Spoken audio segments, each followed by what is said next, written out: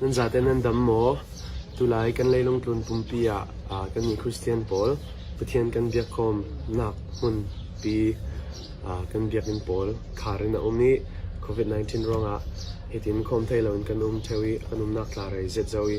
zau khal zau chiao khal biakin kan ngai zet ting pia ka zum keitla ka ngai na sa chronga tuinia sam number somret pali thon kan zate ranga tha jang lakna ringa china pinga himilate karam chakning chi mo boy pa na biak in thiang chu ka adu ziang tuk in so ngai kanun nakin sung tam le eleng por manin bu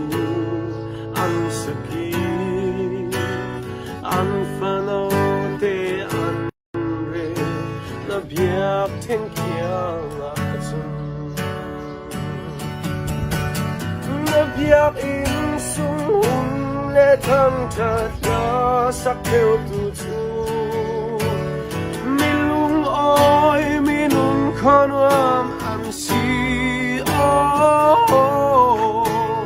nan ne ni sin tha za la tu chu mu va lai bang buai na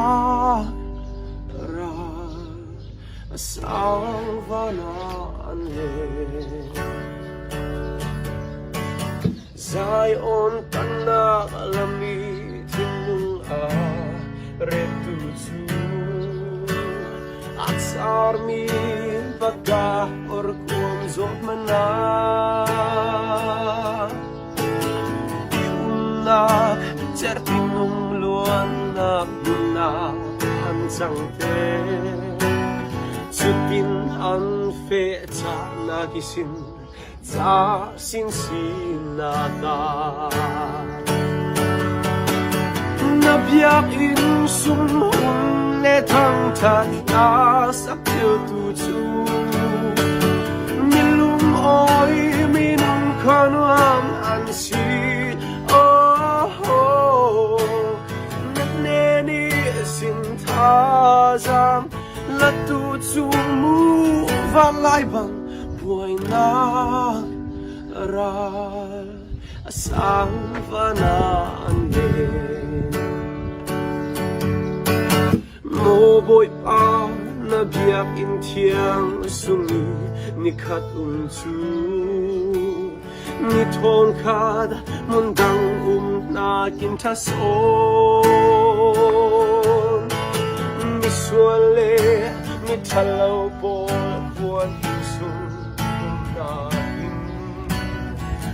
Pathian in sangkai din khal kahil so na biak in sum le thang that ta